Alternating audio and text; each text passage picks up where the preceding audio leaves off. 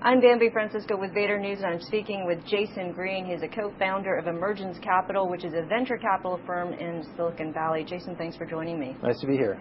Well, it's a tough time these days to be a venture capitalist as well as an entrepreneur, probably specifically more so for entrepreneurs seeking funds, because a lot of venture capitalists out there are just sitting on their cash or pouring it into existing portfolio companies. But your firm is actually investing. You've made a couple of investments in the last couple of months. So is it fair to say that you're active, or you're looking at companies today? Very, very much so. Having been in the business for a while, I think about 15 years now, I've lived through a few of these cycles, and in looking back, when the best companies were built was during these tough times, and frankly, valuations are probably better during these times as well. So we've actually very much decided we're going to kind of maintain our pace through this, not accelerate, but not pull back either. So what is that pace in regarding valuations? You made a couple of investments in November. That was not a good time for companies that were raising funds. It's still sort of not.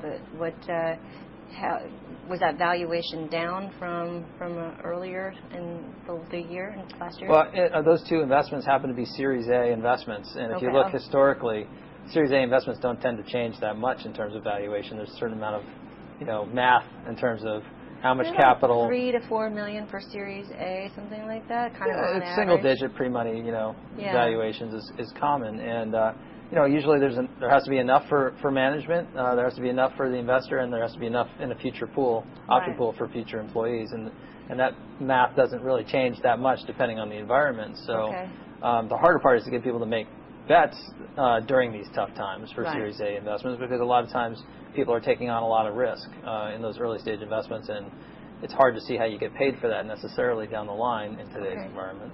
I think what allows us to have the conviction to make those investments is our focus and our strategy as a fund.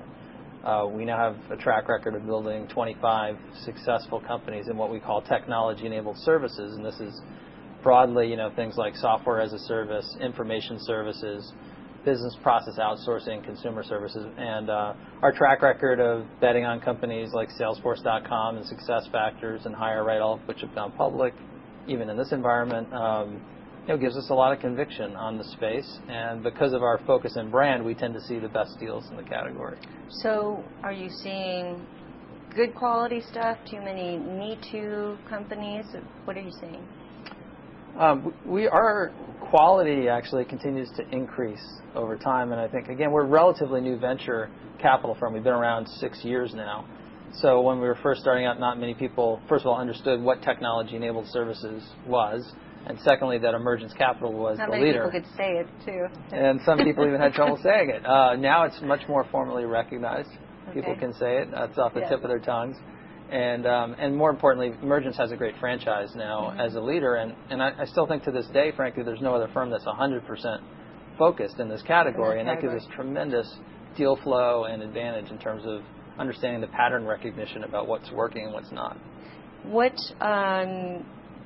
What are you looking specifically for? I mean, I'm sure there are a number of companies that fit in those buckets. What is your specialty, and what gets you excited about taking that second step with a company that you first meet? Sure.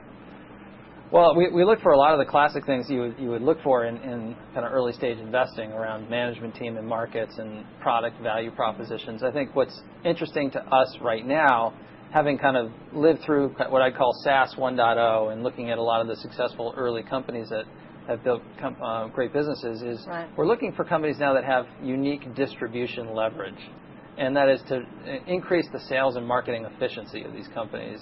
The ability to raise $50 million, $100 million to build out a $100 million recurring revenue business is going to be much tougher going forward. And so we're looking, are there unique channels and partnerships that people can leverage? Does the product itself have something uniquely viral about it that allows it to leverage the usage of the product to get more customers and make them advocates? Or third, is there just some unique and compelling strategy in terms of focusing in on a specific industry vertical, like healthcare or real estate or another area where the word of mouth marketing is actually much more efficient and effective? Yeah, nowadays I think a lot of people are looking for that. What's that viral component? Even if you're a SaaS company and not just consumer internet.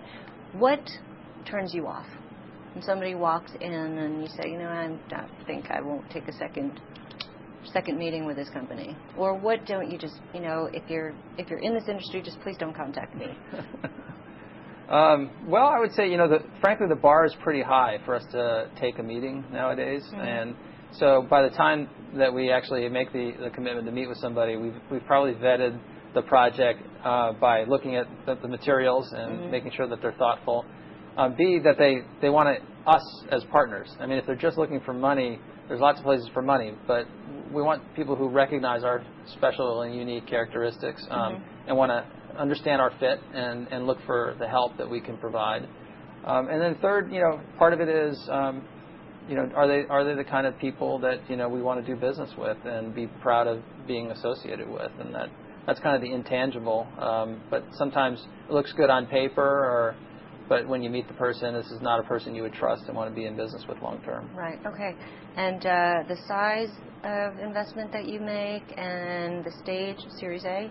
We're actually what we call stage agnostic. We're early stage primarily, but we've done some later stage investments, like Salesforce was a later stage investment. We did one called MediFinance that was a later stage investment recently.